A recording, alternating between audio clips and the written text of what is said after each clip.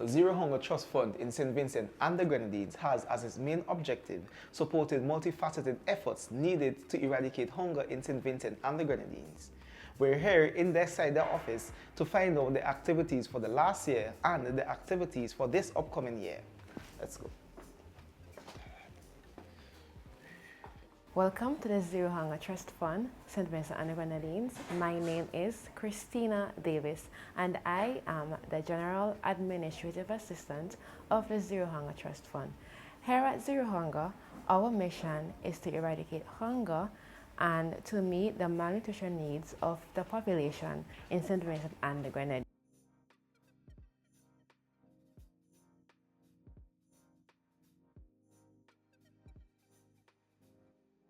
Good day, I'm Shafiq Sam, Program Analyst for Zero Hunger Trust Fund. So, Mr. Sam, last year in 2025, the Zero Hunger Trust Fund, they were very busy with activities. What were some of the activities that the Trust Fund was engaged in? So, most persons know us for the National Food Security Drive. What I really appreciate about the National Food Security Drive was its intergenerational impact and helping communities work together, particularly in expanding our recipients from the National Food Security Drive. We reached out to institutions and schools, and the community college was one of those. And so the community college, as recipients of poultry, were able to grow poultry. And it had this intergenerational impact because they were able to then give back towards one of our programs called GYNS, or Golden Years Nutrition Support.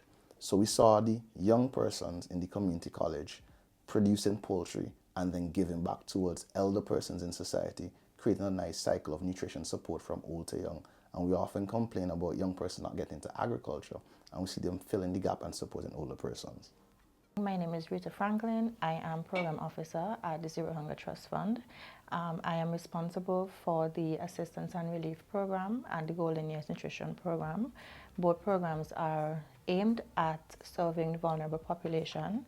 During my role here at the Zero Hunger Trust Fund in that capacity, I have been able to facilitate the process of getting persons the help that they might need when they are in a vulnerable position, whether it may be through shock, natural disasters, or just simply in a difficult position in their lives.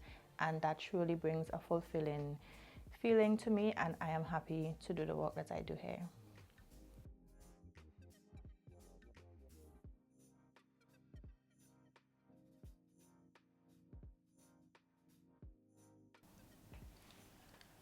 Hello everyone, my name is Alanda Moses and I am the Senior Program Officer here at the Zero Hunger Trust Fund.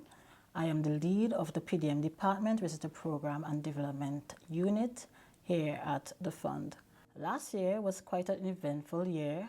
We had a lot of programs, and our key programs that we offered provided support for vulnerable individuals here in St. Vincent and the Grenadines.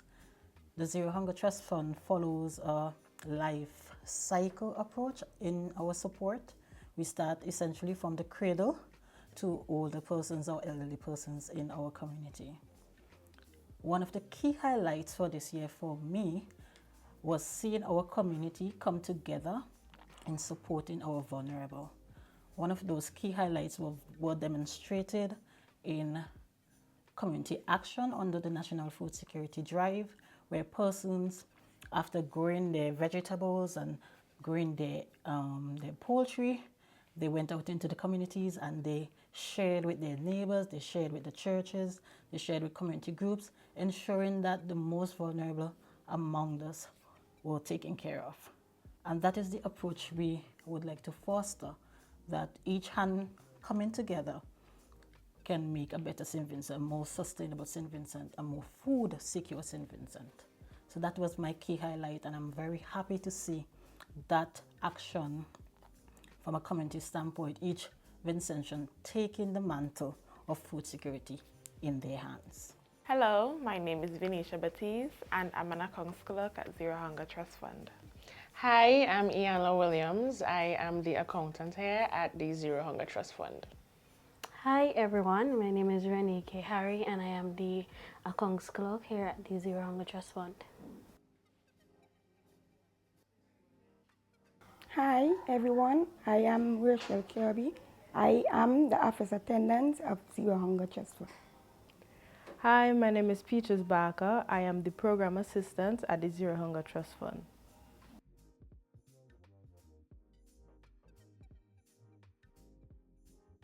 So we're here with the Director slash CEO of the Zero Hunger Trust Fund in St. Vincent and the Grenadines, Mrs. Sophia Hornbeek, who's just going to give us a year review for 2025. Mrs. Hornbeek. Thank you for doing this interview with us.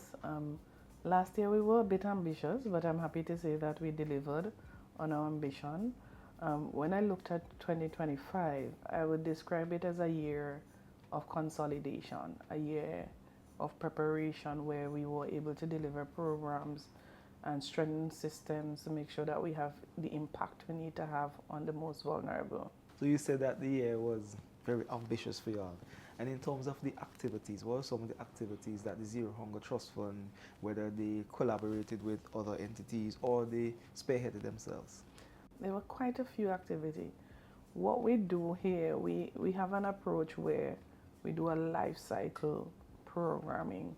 So we start from very early childhood right up to our elder golden years citizens. A lot of us know us for like agriculture related, and we don't really push the other programs, but there was a lot happening that the public did not see. We begin the year with looking at how do we support the smallest person to take ownership of their food and their food system. We partnered with Ministry of Health last year to start to go out to early childhood centers. We gave them small tools. It was so good to see the young children in preschool level planting and trying to grow their own food. We planted trees with them. A matter of fact, for World Food Day, we ran a national drive with the Ministry of Agriculture, national parks, and forestry and fisheries, where we went as much secondary school and primary school as possible to plant trees. We wanted persons to be able to go in the yard and pick a fruit tree. It wasn't just any tree, it was fruit trees, because we're starting to talk about own your own food. Then we have a long-standing program where we support schools with school feeding. When we provide support to those schools, the children are offered the meals free of cost. We supported last year 21 preschools, not preschools, primary schools throughout St. Vincent and the Grenadines with the school feeding. We did a school garden at the Barrowley Anglican School, we did the Rainbow Unique Nursery. We give them seedlings because in their graduation they wanted the children to carry home package from what they have already learned in school, so we supported them with that. We didn't stay just with meals for students and children in schools. We realized that is not sufficient, so we complement that by another long-standing program that we have called Adopt a Class, where we provide school supplies, books, stationaries, mentoring, additional help to students who need it. And we supported, I think, about 19 schools last year with those, and about 450 students. At the secondary school level, we building a system of skills, resilience, and food system recovery. So one of the push we have at ZHTF is to ensure that every secondary school in St. Vincent and the Grenadines have an agriculture science program. When we started this, there was just about, I think, 10 schools that is doing agri-sci. Now there's 20 schools. Some of the schools have started on their own since we are doing this push, and we are happy. Schools like Thomas Sanders, although we provided a bit of support, they're not structured on our programs. Bethel High School, they started on their own. Last year we onboarded St. Martin Secondary School and the Girls High School. We are targeting the urban school to change the landscape of how we grow food. In learning in school, even if they don't pursue a career in agriculture, they are now able to grow their own food at home. They teach others to do the same. So we have an expanded production base for food in St. Vincent and the Grenadines. We did YASIP. YASIP is one of our flagship programs. YASIP simply means Youth in Agriculture Science Internship Program. Last year was our biggest cohort. We had 43 students, and it's the first time that we involved the community college. We had 18 host partners, from farms to businesses to institutions like Hardy. They participated and they host students. We're moving that a little bit further and creating a youth in agriculture network where we are proposing to support about 10 youth-led agriculture initiatives with micro grants and so forth, but structure it into a system that is not necessarily government run, but youth run, and involve them in policy, involve them in business training, mentorship, and so forth. And the FAO is now partnering with us to recognize that as the World Food Forum youth chapter in St. Vincent. As I said, quite a lot. Some of our flagship programs that a lot of persons saw last year was the National Food Security Drive that we started in 2024, right after Beryl, when there was a scarcity of vegetables and high prices, and we said, if we are going to do something to affect that, we have to do it at the household level. So last year we continued.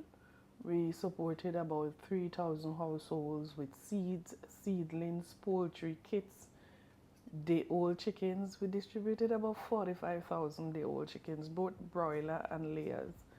And that project warmed my heart to see the community involvement, to see persons anxious to grow their own food. We didn't do a lot of advertising. Just through social media, we put out the registration. Persons came in voluntarily. We went to the communities to register other persons. And what was heartening about that is seeing persons give back to others in the community who wasn't able. We have a program we call Assistance and Relief that we support the most vulnerable who's not part of our structured programs. There's some referrals, persons coming, we hear their concern. Last year we supported about 89 individuals, organizations, and schools through that program. We have our Golden Years Nutrition Support Program, GYNS as we call it. This is from the start of ZHTF, 2016, that we had this program, and annually we support about 350 or so beneficiaries. We keep onboarding as we lose beneficiaries because they're older citizens, persons who are above the age of 65 and may be vulnerable. Provide support to them via reloadable card monthly for them to be able to access personal items and groceries and so forth. We can't do this work in isolation. We have to do this work to get the kind of impact with multiplied through partnership. We must have partnership. Taiwan was one of the first partner that jumped on board. They provided training for volunteers and other persons who will train others to do their garden. They provided other inputs. FAO, we got most of the tools and the kits from the FAO for the food security drive. We worked with ECA, who provided poultry, also with FAO. We worked with the Alba Bank, who provided financing to buy some of them. We work with Bank of St. Vincent. Bank of St. Vincent annually donates to Zero Hunger to support the Adopt a Classroom program. GECU came on board this year to support the agriculture science program. It was quite a bit of collaboration. We worked with the Ministry of Health, the Ministry of Agriculture, the Farmer Support Company, the Medical Cannabis Authority, the SVG Conservation Fund provided funding for the YASI program. We thank them so much because without their support, we would not be able to do this. So besides the businesses, we can't forget our volunteers. We put out a call for volunteers to register, and we got 89 volunteers to register. While not everybody participating at the same level, they were there in the communities providing their support. Most of them participated in the food drive themselves and used their participation as demonstration for others to learn. I have a few persons who are working with us as Zero Hunger ambassadors, some of our former staff. Hans John is always promoting Zero Hunger and the work. He's one of the persons we recognize as our ambassador. So we very much was participating with communities, Last year, community events like ITAL Fest, we were part of that. We were part of Cannabis, trying to get the traditional farmers to diversify and plant vegetables so that they will always have income to support their family. We were part of Made in Vinci. We had a big World Food Day celebration. We were part of all that in partnership with stakeholders to spread the message that we have to own our own food security and end hunger in St. Vincent and the Grenadines. We have our website, zerohungersvg.com. We always put in information there. We have our socials. We are on Facebook. We are on Instagram. We are on LinkedIn. We're even on TikTok, but I can't tell you much. I'll have to ask one of them. That we always put out information. And naturally, we welcome persons here. We welcome persons here. We are at the second floor of the NIS building, and we welcome persons to come in, drop in, talk to us, send us an email, message us on any of the social media platforms. We will respond.